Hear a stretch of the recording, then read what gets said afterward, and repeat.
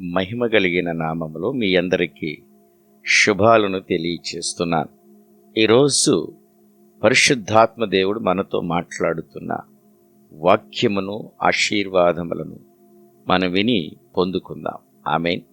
దేవుని యొక్క వాక్యము సంపూర్ణంగా నమ్మి విశ్వసించి ఆ వాక్యమును ఒక చిన్న కాగితం మీద రాసి ఆ వాక్యమును మన గృహములో లేదా మన పర్సులో లేదా ఒక బీరువాలో ఉంచుకుని విశ్వసిస్తే మనం చాలా ఆర్థికముగా ఆశీర్వదించబడతాం.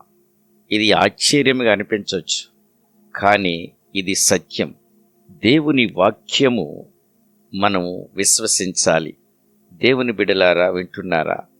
ఆర్థికమైన విషయాలను క్రీస్తు ప్రభువారు క్రింద ఉంచబడ్డాయి. మీరు డబ్బును వెంబడించటం లేదు. దేవుని బిడ్డలారా, వింటున్నారా? మీరు దేవునిని వెంబడిస్తున్నారు. పరలోకం వైపు గురిపెట్టుకుంటే భూమిలోకి విసిరి వేయబడుతుంది. భూమిపై గురిపెడితే మీకు రెండు లభించవు. మీరు దేవుని రాజ్యానికి ప్రాధాన్యత ఇచ్చినప్పుడు మిగతావన్నీ నిన్ను వెంబడిస్తాయి. మీ శాంతి, మీ సంబంధాలు, మీ యొక్క ఆర్థిక పరిస్థితులు అన్నీ దేవుని కృపలో సమృద్ధిగా మీకొస్తాయి. దేవుని బిడ్డలారా, ఇక్కడ డబ్బు ఏదో మురికిగా భావించటం మానివేయాలి. ఆర్థిక ఆశీర్వాదం కోరుకోవటం తప్పని ఆలోచించటం మానివేయాలి. పోషకాహారం కోసం ప్రార్థించుట తప్పు కాదు. దేవుని బిడ్డలారా, దేవుని ఆజ్ఞలకు విధేయత చూపండి. ఆయన ఆజ్ఞలతో సమన్వయం కలిగి ఉండటం వల్ల విమోచన లభిస్తుంది. మీ దైనందిన జీవితంలో మీ ఆత్మకు సహాయం వస్తుంది. 1000 కొండలపై పశువులను కలిగి ఉన్న దేవుడు మిమ్మల్ని మర్చిపోలేదని అరిచే చిహ్నం ఇక్కడుంది. మీరు మీ ద్రవ్యం చూసి మీ పర్సులో ఉన్న లేదా మీ పర్సును చూసి సిగ్గుపడటం, మీ బ్యాగును తెరవటం, విశ్వాసము కంటే ఆందోళనగా కనుక్కోవడం ఎలా ఉంటుందో మీకు తెలుసుకోవాలి. నేను నిర్వచించబడలేదు, నేను నా జీవితం ద్వారా రూపొందించబడలేదు, కానీ నేను పరలోకపు సమృద్ధిలో లంగరు వేయబడి తిని. దేవుని బిడ్డలారా, వినండి, చివరి వరకు దేవుని ఆశీర్వాదములను పొందుకుంటారు. మీరు మీ పర్సులో లేదా బ్యాగులో జీవం కలిగిన పవిత్రమైన దానిని తీసుకువెళ్ళినప్పుడు దేవుడు మీ ఆర్థిక వ్యవస్థలోనికి మిమ్మల్ని ఆహ్వానిస్తారు. మీ ఖర్చులో కూడా ఆయన ఉనికిని కలిగిన స్థలం కల్పిస్తాడు. ప్రభువా, నా జీవితంలో ఈ ప్రాంతంలో కూడా మీదే అంటున్నారా? అక్కడ జలపాతం ప్రారంభమవుతుందా? జలప్రాంతం వల్లే ప్రవహించే ధనము, డబ్బు, సంపద యొక్క చిత్రము కాదది. ఇది స్వచ్ఛమైన ప్రవాహము, కదలిక, జీవితం యొక్క చిత్రం. ఇక సరిపోదుగా, పొంగి పొర్లుతుంది. కాబట్టి మీ పర్సులో ఏమి ఉంచాలో నేను మీకు చెప్తాను, జాగ్రత్తగా వినండి. మొదట మీ హృదయంలో ఏదో ఒకటి ఉంచటానికి మీకు సహాయం చేయాలనుకుంటున్నాను. మీ హృదయంలో విశ్వాసము, భక్తి, పరలోకముతో సమన్వయము. ఎందుకంటే మీ చేతులు భయముతో బిగించబడకుండా, దురాశతో పట్టుకోకుండా, లొంగిపోవటములో, విశ్వాసములో, విధేయతలో తెరిచి ఉన్నాయని పరలోకం చూసినప్పుడు పరలోక ద్వారాలు తెరవబడటం ప్రారంభిస్తాయి.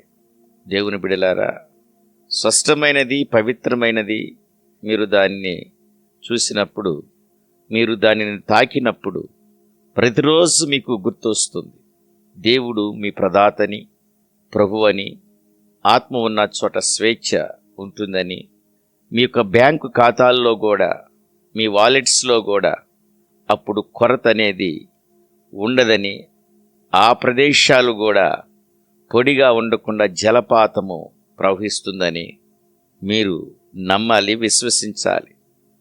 జాగ్రత్తగా వినండి దేవుని వాక్యం. నేను మీతో పంచుకోబోతున్న ఈ వాక్యము ఉపాయం కాదు. ఇది ఏదో ఉపాయం లేదా ధోరణి కాదు. ఇది ఒక కీ, ఆధ్యాత్మికమైన కీ. ఏదైనా కీ లాగానే దాని శక్తి అది ఎలా కనిపిస్తుందో దాని నుండి రాదు.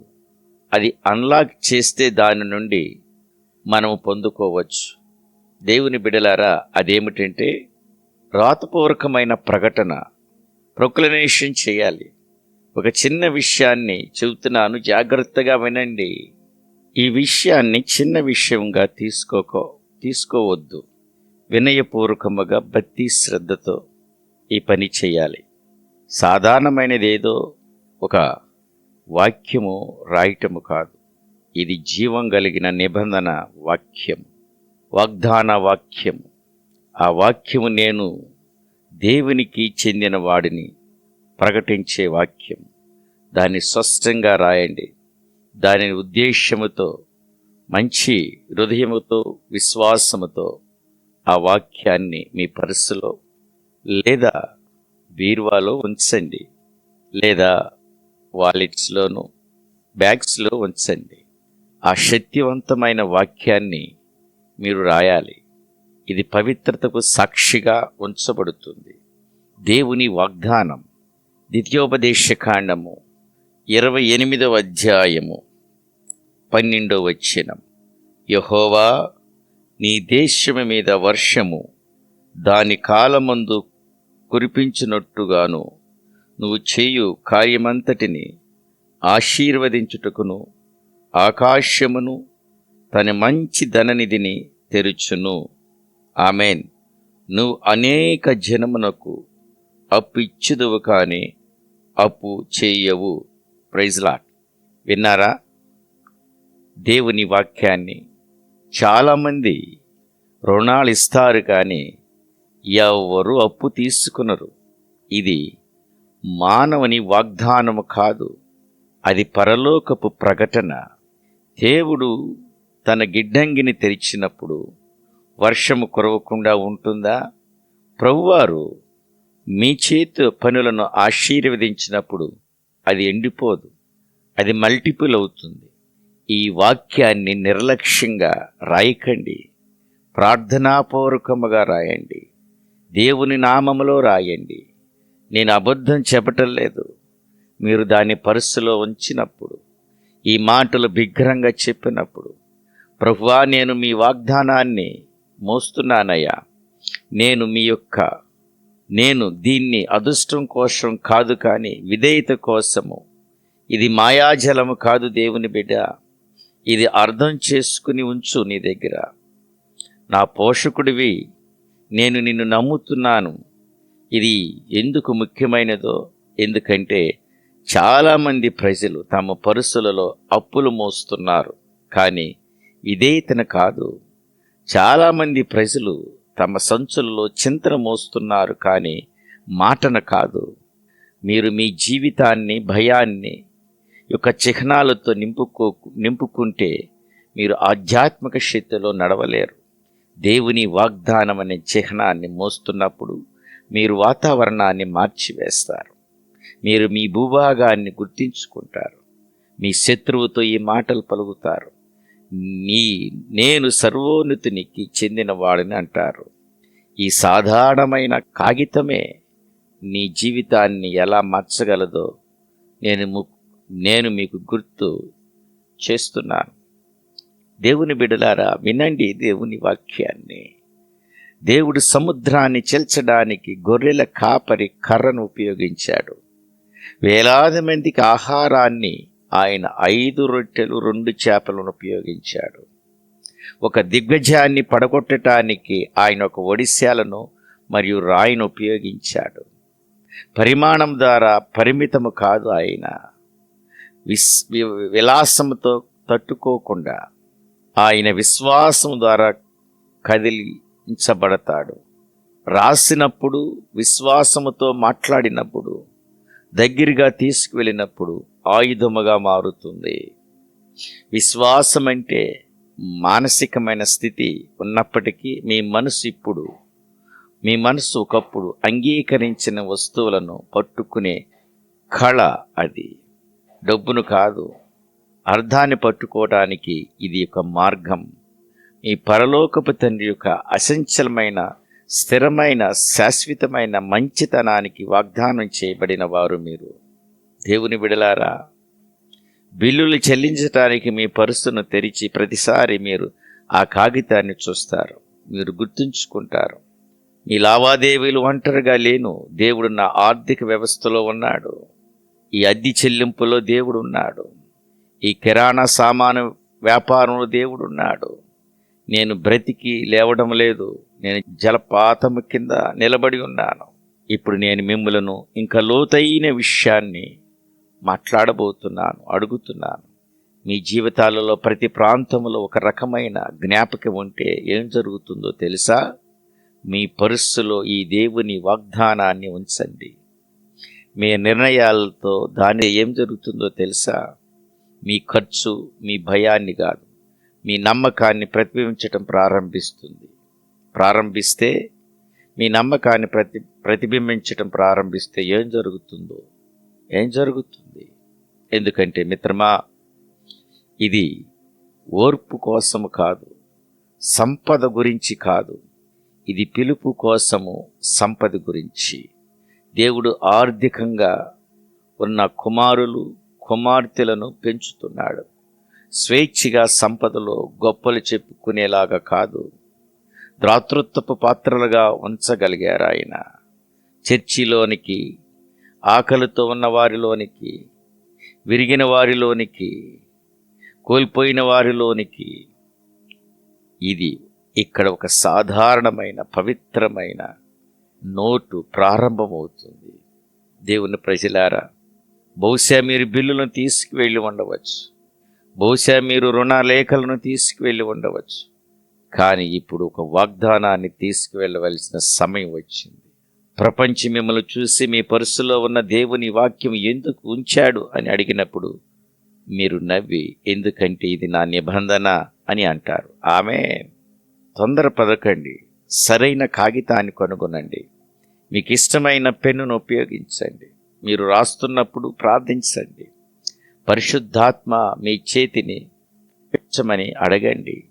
దానిని నిధిలా మడిచి మీ కరెన్సీ దగ్గర ఉంచండి. డబ్బు మీ యజమాని కాదు, దేవుడే మీ యజమాని, మూలం. ఆ క్షణము నుండి ఆశీర్వాదమనే జలపాతాన్ని నా ప్రభువారు పరము నుండి నీకు పంపిస్తాడు. ఆమేన్. విశ్వాసాన్ని మర్చిపోవద్దు. పరలోకము దాని వైపు పరిగెడుతుంది. వినండి, ఇప్పుడు మీ దగ్గర ఉన్నది వాగ్దానంతో రాయబడినది దగ్గర తీసుకువెళుతుంది. కానీ మీరు ఇంకా మీ హృదయంలో ఏమి అడుగుతున్నారో ఆలోచించగలను. నేను ఇలా చేస్తే ఏమి జరగకపోతే? ఈ ప్రశ్న సుపరిచితమేగా.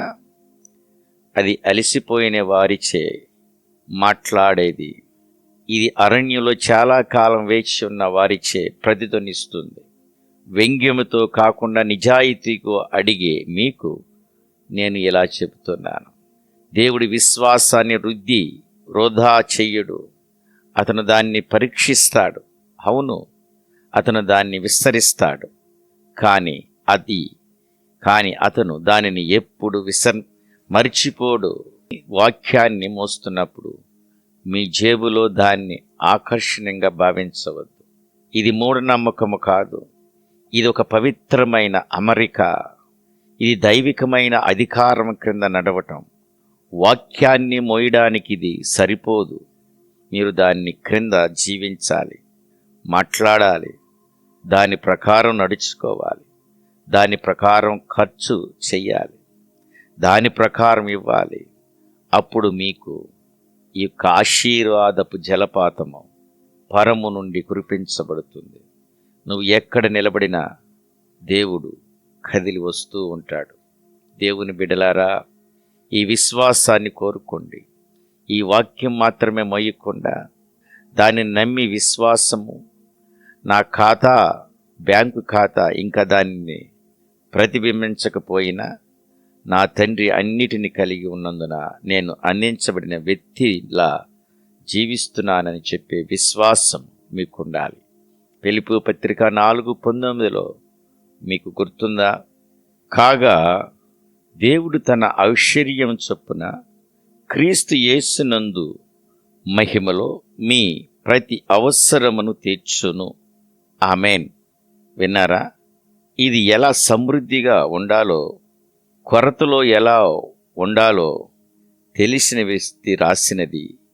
జైలు నుండి దేవుని స్తుతించిన వ్యక్తి, సంపద ఆత్మలో ప్రారంభమవుతని తెలిసిన వ్యక్తి ఎత్తి యందు అది ఎప్పుడైనా పర్సులో కనిపిస్తుంది.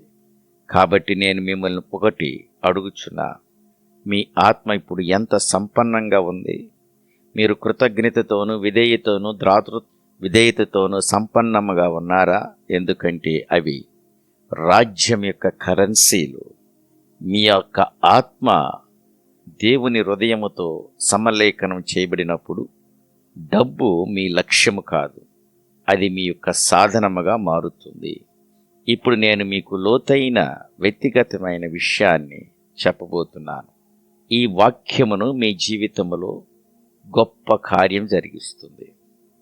దేవుని వాక్యమును రాసి అది పర్సులో ఉంచిన క్షణము ఏది మారిపోదు. నా దృక్పథం మారిపోయింది మరియు అది వరద వలె ప్రారంభమైనది, నేను దానిని భరించలేను అని చెప్పటము మానివేసి, ప్రభువా మీరు కోరుకుంటే మీరు అందిస్తారు అని చెప్పటము ప్రారంభించండి. నేను బానిసలా ఆలోచించటం మానేసి రాజు బిడ్డలా ఆలోచించటం ప్రారంభించండి. నువ్వు అలా చేసినప్పుడు పరలోకపు తలుపులు తెరుచుకునే అవకాశాలు వచ్చినప్పుడు, నువ్వు కనుగొన్నప్పుడు అప్పులు రద్దు చేయబడతాయి. ఎందుకంటే నా విశ్వాసం ఇకపై సిద్ధాంతాల్లో చిక్కుకోలేదు, అది చురుకుగాను సజీవంగాను కదిలేదే. యాకోబు పత్రిక 2:17 చెప్పబడిన మాట. అలాగే విశ్వాసము క్రియలు లేనిదే, అది ఒంటరిగా ఉండి మృతమైనదగును. విన్నారా? విశ్వాసము సమన్వయముగా, అది తోడుగా లేకపోతే క్రియ ద్వారా చనిపోతుంది.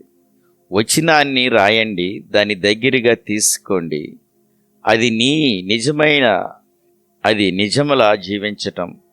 మీకు జీతం వచ్చినప్పుడు దశంభాగము కాదు, ఎవరికైనా అవసరం ఉన్నప్పుడు ఇవ్వండి. మీకు భయము అనిపించినప్పుడు వాగ్దానాన్ని బిగ్గరగా చెప్పండి. మీ హృదయములో అది ఆశీర్వాదపు జలపాతము ప్రారంభమయ్యేలా చేస్తుంది. ప్రవాహముతోనూ ఒక దైవికమైన ప్రవాహముగా, ఆశీర్వాద ప్రవాహముగా నమ్మిక ఉంచండి. మీరు విశ్వసించినట్లయితే, మీరు వాక్యాన్ని మోసుకెళ్ళి ఉంటే కానీ ఇంకా పురోగతిని చూడలేకపోతే వదులుకోకండి. ఎందుకంటే కొన్నిసార్లు జలపాతం భూగర్భంలో ప్రారంభమవుతుంది, మీరు దాన్ని చూడలేరు, కానీ అది వస్తుంది. అది మీ పోరాటాన్ని, నేలను చీల్చుకుని వస్తుంది. అది ప్రతిఘటన అనే రాతి గుండె ద్వారా మార్గాన్ని కనుగొంటుంది. అది విస్ఫోటనం చెందినప్పుడు, దేవుడు ఇప్పుడు సమయం అని చెప్పినప్పుడు దానిని ఏదీ ఆపలేదు. ఆర్థిక వ్యవస్థ కాదు, మీ నేపథ్యము కాదు, మీ విద్య కాదు, మీ గత తప్పులు కూడా కాదు. ఎందుకంటే దేవుడు కుమ్మరించినప్పుడు అతను పునరుద్ధరించినాడు. మీరు అడిగిన దానికంటే ఎక్కువతో ఆయన మిమ్మలను ముంచెత్తుతాడు. నేను నమ్ముతున్నాను. ఆమేన్. అవును, ఈ పురోగతి అంచిన ఉన్న వ్యక్తులు ఇప్పుడు చూస్తున్నారని, వింటున్నారని నేను ప్రకటిస్తున్నాను. నమ్మకముగా ఉండండి. నిశ్శబ్దముగా, ఏకాంతముగా దేవుని వాక్యాన్ని ధ్యానించండి. దేవుని బిడలారా, మీ జేబులో ఉన్న కాగితం మొక్క అది కేవలం సీర కాదండి, ఒక బ్యానర్ కాదు. స్వర్గానికి విశ్వాసముతో నడుస్తారనే ప్రకటన. ఆధ్యాత్మిక రాజ్యములో భిక్షగాళ్ళు కాదు, మీరు వారసులు. దేవుని బిడలారా, ఒక్క క్షణము ఆలోచన చేయండి. దేవా, నా జీవితము కంటే, నా పొదుపు ఖాతా కంటే, ప్రపంచ వ్యవస్థల కంటే నేను నిన్ను ఎక్కువగా విశ్వసిస్తున్నాను, నేను నిన్ను నమ్ముతున్నాను, నేను నీ మాటను గౌరవిస్తున్నానయ్యా అని నువ్వు ప్రార్థన చేయగలిగితే, నువ్వు ఈ వాక్యాన్ని హృదయములో పట్టుకుంటే, ఈ వాగ్దానాన్ని శక్తిలో నువ్వు నడవటం ప్రారంభిస్తే, ఈ దేవుని వాక్యాన్ని మీ చేతితో పట్టుకోవచ్చు. కానీ అది హృదయంలో పాతుకోకపోతే అది మీ జీవితంలో ఫలించదు. మీ జేబులో ఉన్న ఆవచనము, మీ లేఖ మీ సంచిలో దాచబడి ఉంది. అది చిహ్నము కాదు, అది అదృష్ట ఆకర్షణ కాదు, ఒక నిబంధన జ్ఞాపిక. సిరాతో కాకుండా రక్తముతో ముద్రించబడిన దైవిక ఒప్పందము, సజీవ ప్రకటన. గొర్రెపిల్ల రక్తము. యేసు ఆ సిలువపై మరణించినప్పుడు ఆయన మన పాపముల కోసం మాత్రమే చనిపోలేదు. దేవుని బిడలారా, ప్రతి శాపాన్ని, ప్రతి అల్పత్వాన్ని, ప్రతి సిగ్గును, భయాన్ని అన్నిటినీ విచ్ఛిన్నం చేయడానికి మరణించాడు. ఆయన మరణించింది రక్షణ కోసమే కాదండి, సమృద్ధి కోసము, పరలోక ద్వారాలు తెరవబడటం కోసము, సమృద్ధిగా కృపా శాంతిని మనకు అనుగ్రహించటం కోసము ఆయన మరణించాడు. యోహాను సువార్త 10:10 ఇలా చెబుతుంది, దొంగతనమునకు, హత్యను, నాశనమును చేయుటకు వచ్చును గాని మరి దేనికి రాడు. గొర్రెలకు జీవం కలుగుటకు, అది సమృద్ధిగా కలుగుటకు నేను వచ్చితినని మీతో నిశ్చయముగా చెప్పుచున్నాను. ఆమేన్. దేవుని బిడలారా, విన్నారా? దేవుడు మనకి సమృద్ధిని కలుగు చేయటానికి వచ్చి ఉన్నారు.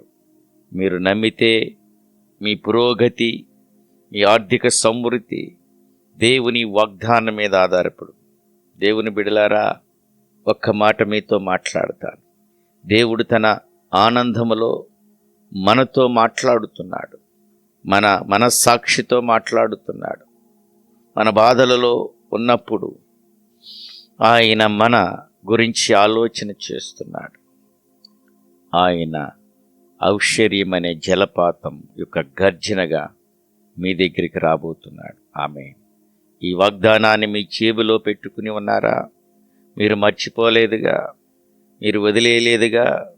దేవుని బిడలారా, దేవుని వాక్యాన్ని, వాగ్దానాన్ని శాశ్వతముగా హృదయంలో నిర్మించుకుంటే భూ సంబంధమైన ఆశీర్వాదాలు అవి ఎంత విషపూరితముగా ఉన్నా అవి నీకు సమృద్ధిగా మీ హృదయంలో రాజ్య సంబంధమైన సంపదను నిర్మిస్తాయి, మీ ద్వారా ప్రవహిస్తాయి.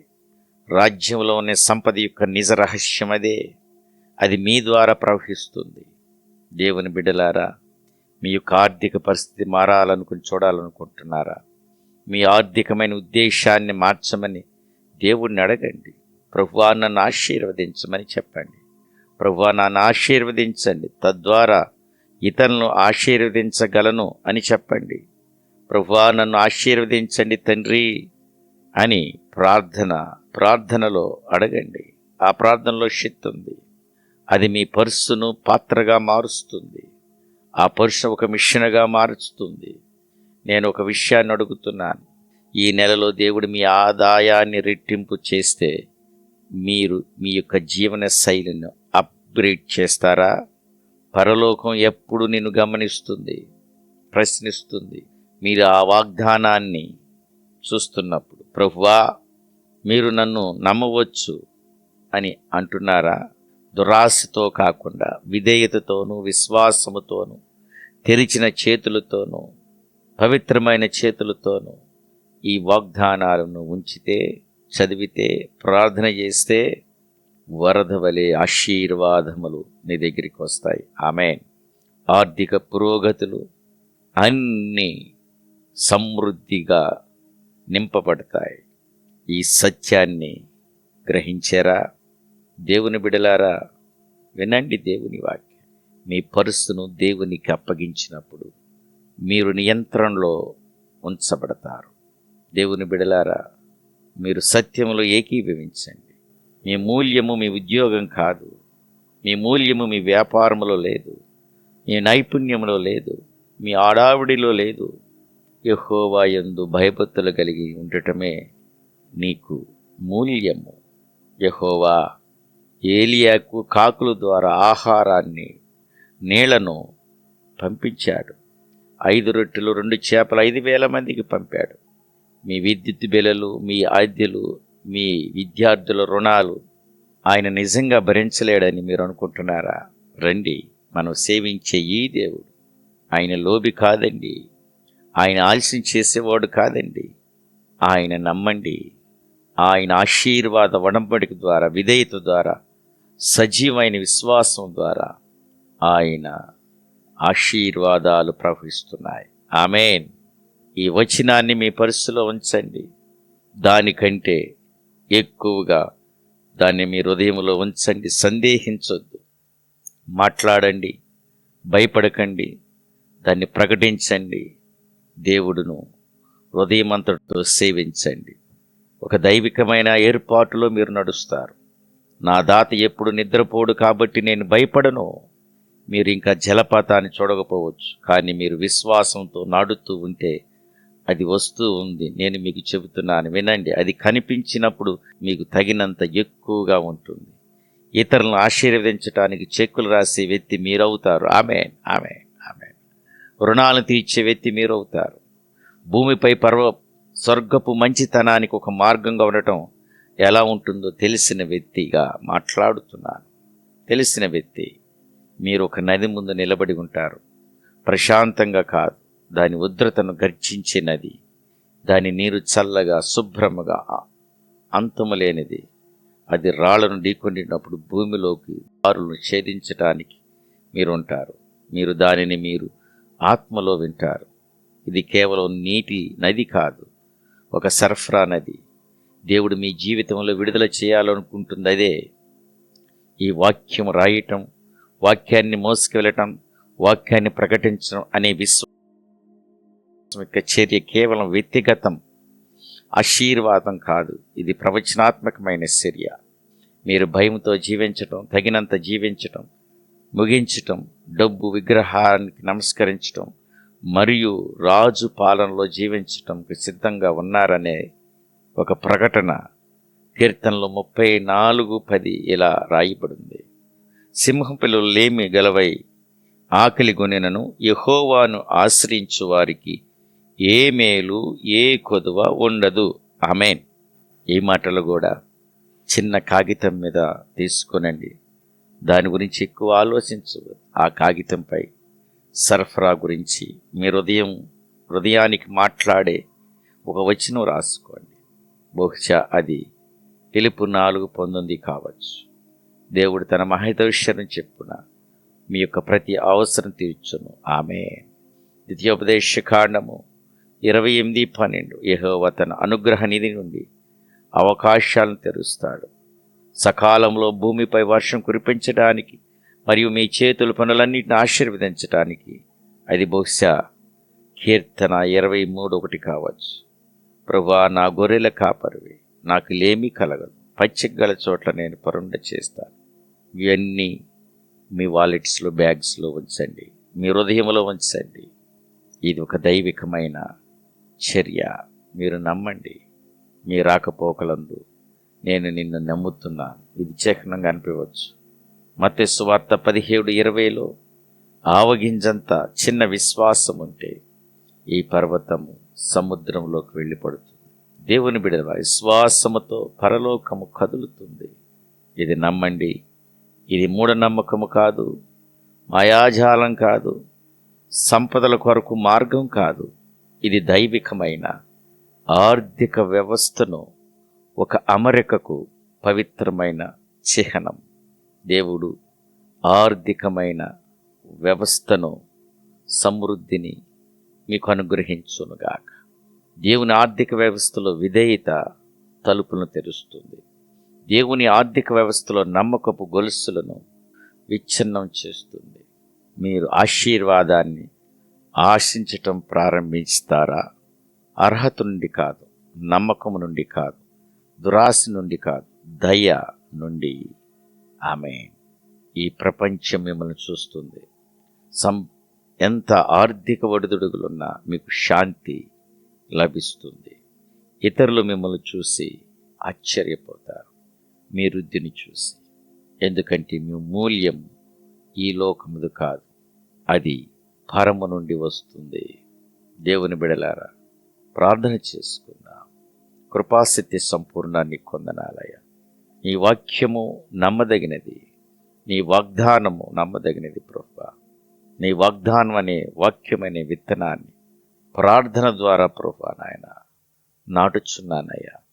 అది బహుగా ఫలింపచేయండి నాయన. వర్ణనలను ప్రభువా, సమృద్ధిని, ప్రవాహాలను పరలోకము నుండి ప్రభువా మీరు తెరిచి మమ్మల్ని సమృద్ధిగా నింపమని, పరలోకపు నిల్వలను ప్రభువా మాకు అనుగ్రహిస్తున్నందుకు మీకు వందనాలు. దేవదూతలు చూస్తున్నారు తండ్రి, వారికి ఈ పనులన్నీ అప్పగించినందుకు నీకు వందనాలు ప్రభువా. మా యొక్క వాలెట్స్లోనికి, మా హృదయంలోనికి, మా జీవితాల్లోనికి ప్రభువా మీ యొక్క వాగ్దానాలను అనబడే ఐశ్వర్యములను, అనుగ్రహాలను, అవకాశాలన్నిటినీ నింపమని, సమృద్ధి దయచేయమని యేసుక్రీస్తు నామములో అడిగి వేడుకుని ప్రార్థన చేయుచున్నాను తండ్రి. ఆమేన్. ఒక్క మాట, మీ జేబుల్లోనికి, మీ హృదయంలోనికి, మీ జీవితాల్లోనికి ధైర్యంగా ఈ వాక్యాన్ని తీసుకునండి. సిద్ధంగా ఉండండి. డబ్బు, అనుగ్రహం, అవకాశము అదే వస్తుంది. ఒక చుక్క లాగా కాదు, ఒక బిందువులాగా కాదు, ఒక జలపాతంలాగా దేవుని యొక్క ఐశ్వర్యం కుమ్మరించబడుతుంది. దేవుని వాక్యాన్ని మీ పరుసులో ఉంచుకునండి. ఇది ప్రారంభం. దేవుడు మిమ్మల్ని ఆశీర్వదిస్తాడు. దేవుడు మిమ్మల్ని దీవించుగాక.